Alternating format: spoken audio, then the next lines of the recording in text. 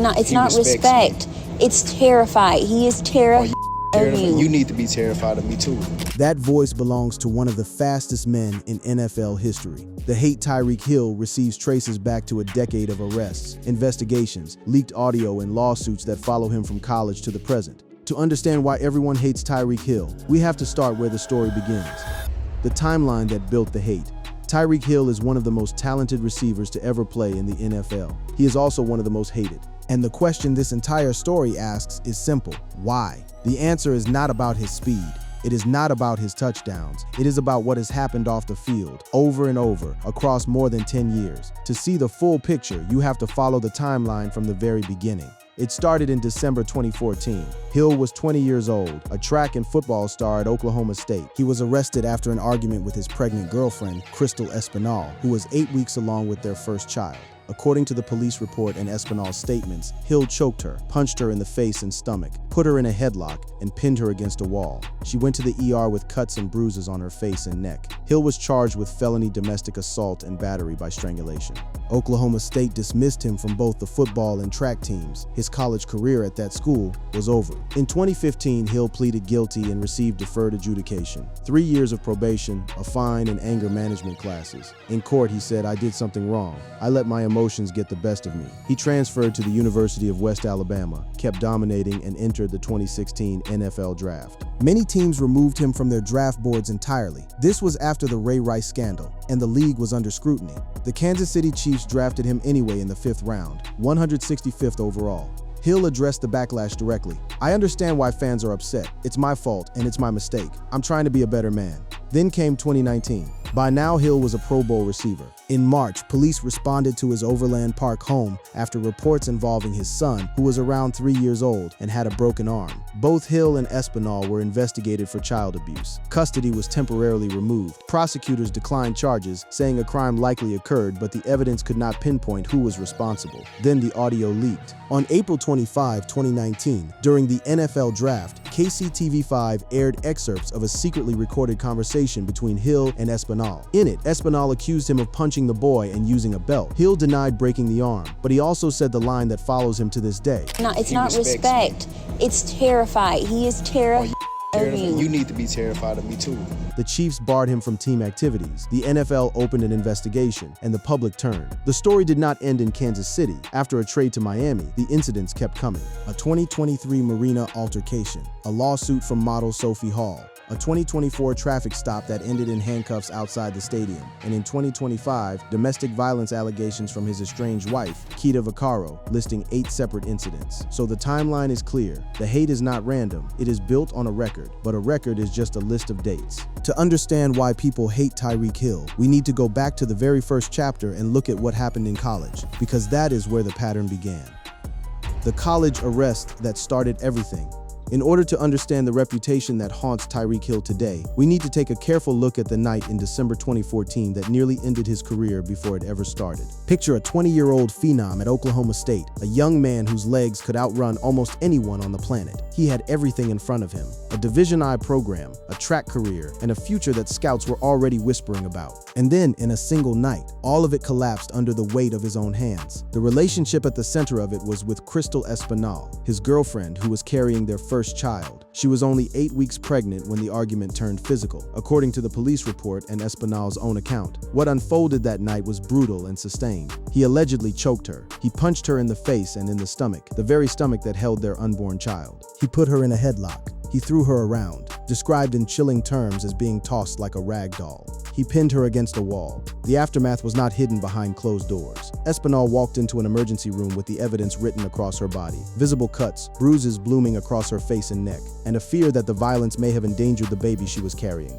These were not vague accusations whispered in private. They were documented injuries, photographed and recorded by medical professionals and police. The charge that followed was as serious as it sounds: felony domestic assault and battery by strangulation. Strangulation is not a word the legal system uses lightly. It signals a level of violence that prosecutors treat as a red flag for everything that can come after it. And the institutions around Hill responded with the swiftness that the situation demanded. Oklahoma State cut him loose, dismissing him from both the football team and the track team. The dream school was gone. The scholarship vanished, and a young man who had been on a rocket trajectory suddenly found himself a felony defendant with a pregnant partner and no team. What makes this chapter so heavy is the emotional landscape underneath it. Espinal had reportedly described a volatile temper, a pattern of manhandling that preceded this single explosive night. This was not framed as a one-time loss of control by someone who had never shown anger before. It was painted as the eruption of something that had been simmering, the kind of temper that those closest to him already knew to fear. In 2015, the legal chapter reached its resolution. Hill pleaded guilty.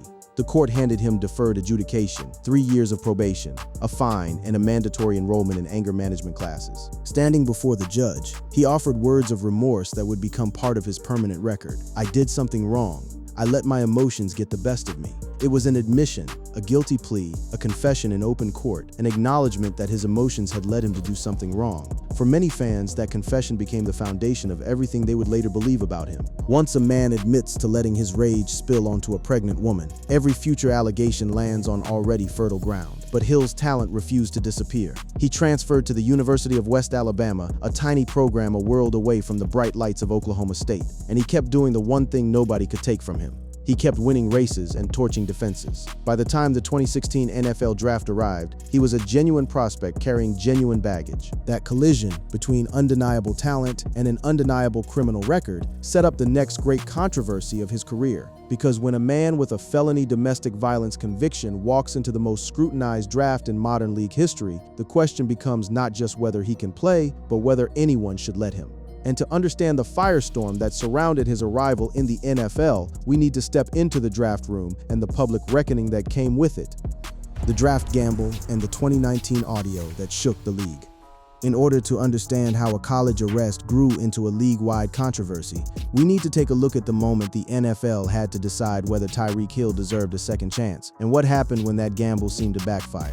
The 2016 NFL Draft did not happen in a vacuum. It happened in the shadow of Ray Rice, the running back whose elevator footage had become the single most damaging image of domestic violence the league had ever faced. The NFL was bleeding credibility on the issue, and every front office knew that drafting a player with a domestic violence conviction was a public relations grenade. So many teams removed Hill from their boards entirely. They did not want the risk, the headlines, or the protests. They simply erased him. The Kansas City Chiefs did not. They made a calculated gamble, spending a fifth-round pick, 165th overall, on a player most of the league had decided was untouchable. It was a bet on talent over reputation, and from the moment the pick was announced, the backlash was immediate and loud. Fans were furious. Advocates were horrified. A franchise had just handed a paycheck to a man who had pleaded guilty to assaulting his pregnant girlfriend. Hill knew exactly what he was walking into. In his first public appearance, he met the anger head-on. "I understand why fans are upset. It's my fault, and it's my mistake. I'm trying to be a better man." It was the redemption narrative in its purest form, the troubled young man asking the world for a chance to prove he had changed. And for a while, on the field at least, it worked. He exploded into stardom, became a Pro Bowl weapon, and gave the Chiefs exactly the firepower they had gambled on. Then 2019 arrived, and the redemption story detonated. In March, police responded to Hill's home in Overland Park after reports involving his son, who was roughly 3 years old. The boy had a broken arm. Both Hill and Espinal, now his fiancée and co-parent, were investigated for child abuse. Custody of their children was temporarily removed. The investigation dragged on, and ultimately prosecutors declined to file charges, delivering a haunting non-conclusion. A crime had likely occurred, but the evidence could not establish who had done it. No one was cleared. No one was charged. The question of how a toddler's arm got broken simply hung in the air, unanswered. And then came the bombshell that changed everything. On April 25, 2019, in the middle of the NFL Draft, KCTV5 aired excerpts of a secretly recorded conversation between Hill and Espinal. The recording, reportedly captured by Espinal in a Dubai airport as a form of insurance, ran about 11 minutes. In it, she accused him of punching the boy in the chest, of using a belt as discipline, and she said the child was terrified of his own father, repeatedly claiming daddy did it. Hill's responses were raw. He denied breaking the arm, but then he delivered the words that no public relations team could ever scrub away. That single sentence became the defining sound of Tyreek Hill's career. It was not an accusation from an ex. It was his own voice telling the mother of his child that she should be terrified of him. For a public already primed by a felony conviction, it confirmed every fear they had carried since 2014. The extended audio that aired later added even more fuel. In it, Hill denied the 2014 assault altogether, accusing Espinal of fabricating the entire thing. He He told her she had ruined his life by lying about 2014, insisting he never touched her. When she pressed him about the bruises, about the neck, he deflected. It was a portrait of a man who had pleaded guilty in court, now privately calling the whole thing a lie. The consequences came fast. The Chiefs immediately barred Hill from all team activities. The NFL launched a personal conduct policy investigation. Public outrage erupted across fans, media, and advocacy groups, all of them hearing what sounded like a pattern of violence and intimidation stretching across 5 years. Hill's camp maintained his innocence, insisted on his cooperation, and argued the audio had been manipulated or stripped of context. And then, in a twist that fueled the hate as much as the audio itself, the league cleared him. No suspension, just counseling conditions and a return to the field. The man whose voice had told a woman to be terrified of him was back catching touchdowns, and the debate it ignited, talent versus accountability, would define how the public saw him forever. But the audio was only the midpoint of the story, because when Hill moved to Miami, the pattern did not stop. It multiplied. And to understand how the hate hardened into something permanent, we need to follow him to the Dolphins, where the flashpoints came one after another. The Miami flashpoints. In order to understand why the hate around Tyreek Hill never faded but instead intensified, we need to take a look at his years with the Miami Dolphins, where one incident after another kept his name in headlines for all the wrong reasons. When Hill was traded to Miami, it should have been a fresh start, a new city, a new offense, a chance to rewrite the narrative far from the ghosts of Kansas City. Instead, Miami became the stage for a relentless string of flashpoints that turned a controversial star into a lightning rod for criticism. The first came in 2023.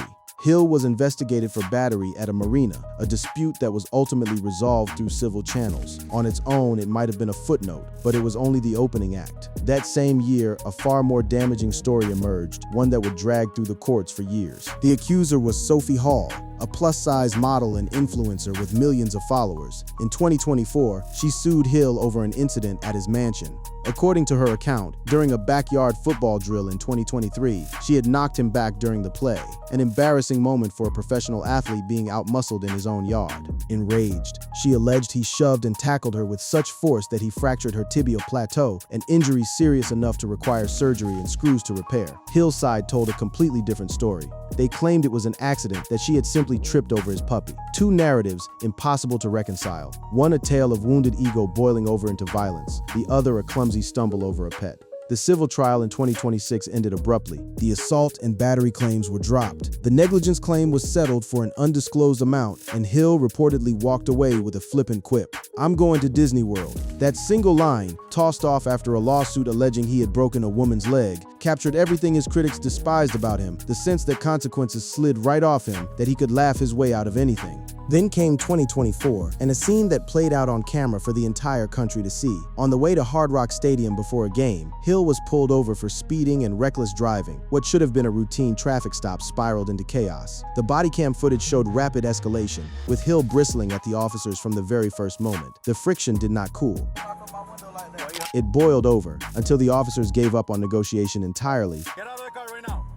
We're not playing this game. Get out. And resorted to force. Hill was handcuffed and detained on the pavement outside the stadium, then cited, released, and allowed to play in the game hours later. He addressed it publicly afterward, admitting he could have been better, while also pushing for accountability from the officers involved. The footage sparked a national debate about celebrity and policing, but for many viewers, it was simply one more clip of Tyreek Hill in conflict with authority. And then came the most serious chapter of his Miami years in April 2025. After a marriage that lasted only about 17 months, Keita Vaccaro filed for divorce in the wake of a domestic dispute. What her filings contained was staggering. She alleged 8 separate instances of abuse beginning in early 2024, shoving, hair pulling, spitting in her face the day before she gave birth, throwing her to the ground, attempting to punch her pregnant stomach, twisting intimate areas of her body, ripping a necklace from her neck and leaving a cut and bruise, cornering and restraining her, and throwing objects at her. One incident in April 2025 involved the police, though it was closed without charges. Hill's attorney dismissed the entire thing as a shakedown,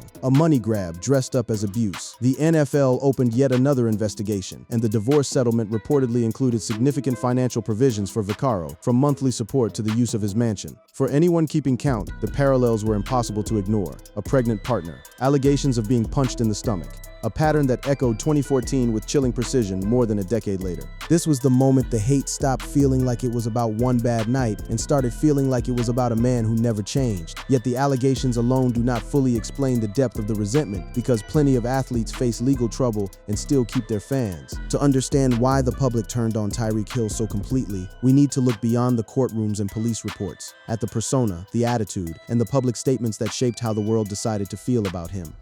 The persona and the verdict.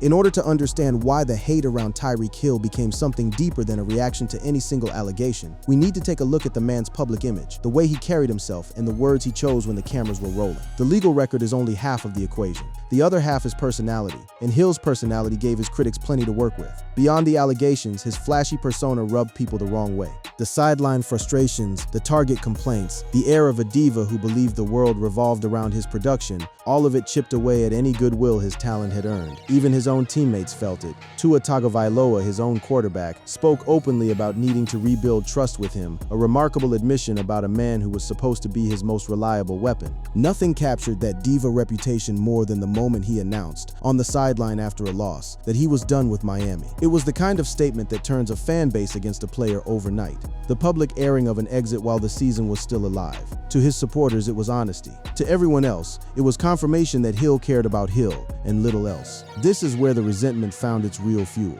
His talent, the blistering speed, the relentless production was precisely what kept earning him second chances. Every team that overlooked his record did so because of what he could do on Sundays, and that became its own source of anger. Fans watched a man accumulate allegations that would have ended a lesser player's career, and they watched him keep getting paid, keep getting cleared, keep getting opportunities. The talent that made him valuable also made him untouchable, and the untouchability bred a deep resentment about accountability for the famous online. The forums and threads are filled with one word over and over: toxic. So how did Hill himself respond to all of it? His pattern of public statements reveals a consistent strategy.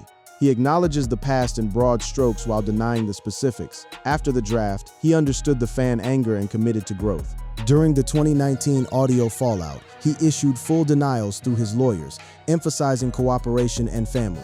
After the traffic stop and his sideline outbursts, he took full accountability for the moments of frustration, apologized to Tua and his teammates, and framed the incidents as misunderstood. After his release, he turned to motivational posts about resilience and the next chapter.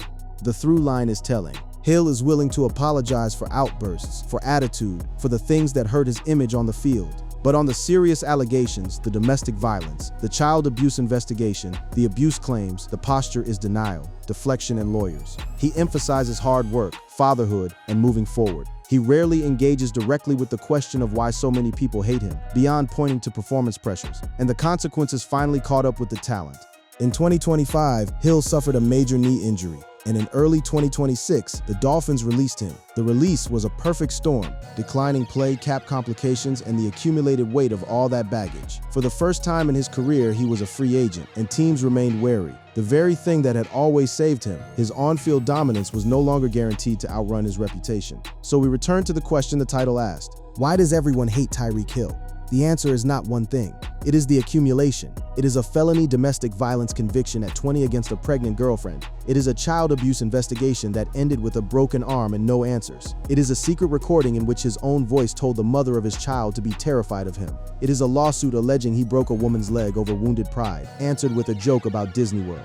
It is a traffic stop in handcuffs. It is 8 alleged instances of abuse from a wife, including echoes of a pregnant stomach, more than a decade after the first. And it is a personality that, to many, never showed real accountability for any of it. That is the story's own answer to its own question. The reveal was never a press conference or a confession. The reveal is the record itself, assembled date by date, audio by audio, allegation by allegation. Tyreek Hill never had to explain why everyone hates him. The timeline did it for him. If you enjoyed this video, click on any of the cards on your screen, included in the script as reported, but flagged. The research presents this as a report. Reportedly, and the exact attribution context of the quip is not independently confirmed in the provided sources beyond the Larry Brown Sports aggregation. The specific follower count, millions, and characterization is not verifiable from the provided sources and is descriptive rather than factual.